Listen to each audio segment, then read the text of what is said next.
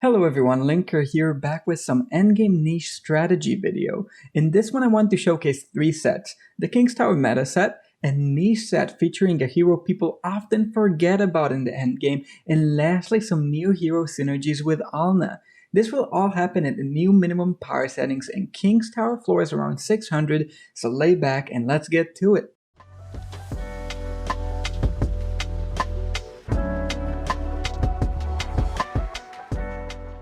First, allow me to talk about the meta at King's Tower floor 584. Enemies get their signature items much earlier in the factional towers than they do in the main tower, but complete factional bonus wilder sets are still tricky to overcome. Typical God comp might struggle against the burst from Aaron, Kaz, and Tassia descalings, even if they don't have access to their ultimates. This is why the current meta is something resembling an Ainz God comp. It's Ainz, Albedo, Rowan, and then either God comp characters or dimensionals.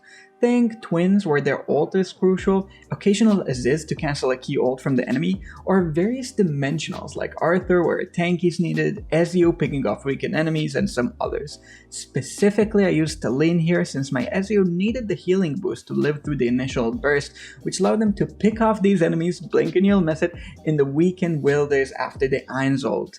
Even at the new min power, Ainz scalings are so incredible, he continues to reign supreme and gain popularity in endgame KT sets, being one of the strongest heroes in the game if given investment. Second, I want to highlight a niche counter pick that people forget about. When faced with strong enemies like Talene, Zorath, and Mauler cores at 585, you have to be creative.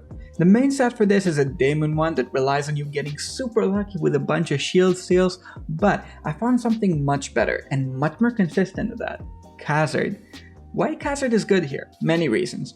First, if you aren't weakening the enemies in this stage significantly, you have to keep them controlled. When it comes to Team CC, Khazard's signature item is the name of the game, extending any type of Team CC by a few seconds, as well as applying his own freezes and slows. Despite how well he works with the likes of Tassie, Mihira, Rowan, most still forget about him. He's not easy to get and he's not simple to use. And there are some alternatives, but if you have him, Zafrael, Pharrell, anything to that extent in mind, when new heroes like Alna and Joker get introduced, you'll be ahead of your competition in no time.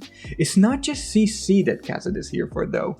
Obviously he provides key hypogean bonus, but he also provides counter healing in his ultimate. By keeping him alive and giving him call instead of the usual book or eye that people give him, he manages to fulfill a unique role keeping up the storm, preventing enemies from healing. Even before he can lock them down in the range, the store has quite a chunk of counter healing on it.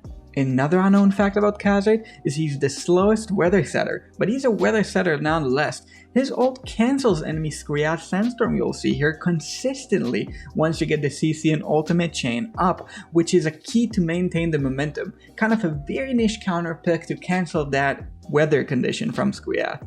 Lastly, Khazard's global damage and lockdown chunk the enemy team down globally so well, he enables the whole team to spiral in damage, keep up control, picking Zorath safely off the field, preventing the reset, which would otherwise be so deadly here after the whole team stalled for a whole while with all the control that he provides. So Khazard, the hero to keep an eye for, even though I ranked him low on the stargazing priority, one that you gotta keep your eyes for. These kinds of niches like Khazard work, it's what's gonna differentiate you and others when you come to those hard stages. If you have access to those heroes like Pharrell, like Zafrael, keeping them in mind is gonna really spiral you forward. And for the third set, I have 2 floors to demonstrate Daemon's power. This is because I've heard people tell me he's weak in the new endgame, he's fallen off, his chill damage limited by his attack, blah blah blah. People forget just how high off a scaling that is. Maybe if min power was a factor of 7, I'd get it. At that meta, maybe like something like Thorin cheese, maybe Gorvo more or less reflecting the shield cheese, stuff like that would work, but at factor of 5, he's a prominent endgame tool. Daemon is definitely in the top 5 teams for me even after chapter 35, and Alna and Daemon are a match made in heavens. While my trial Alna did not get the strongest tool in her shed yet, sometimes falling down, not granting allies immunity in a +9 furniture, her own immunity, stats, and CC in the passive allowed Daemon more time to keep up his shields. At these power ratios, Damon himself works wonders against any enemies that have more defense and CC than they do attack. That's because they can break shields that scale on their own high HP rates.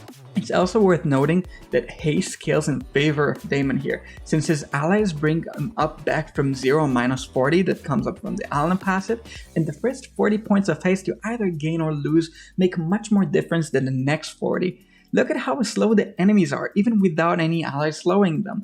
I deeply believe Alna, Tassie, and Khazard is a set that will work, perhaps having Alna carry there too. But for now, that's enough niches for today. I hope you guys liked this video. Let me know below, like and subscribe, and I've been Linker. Peace.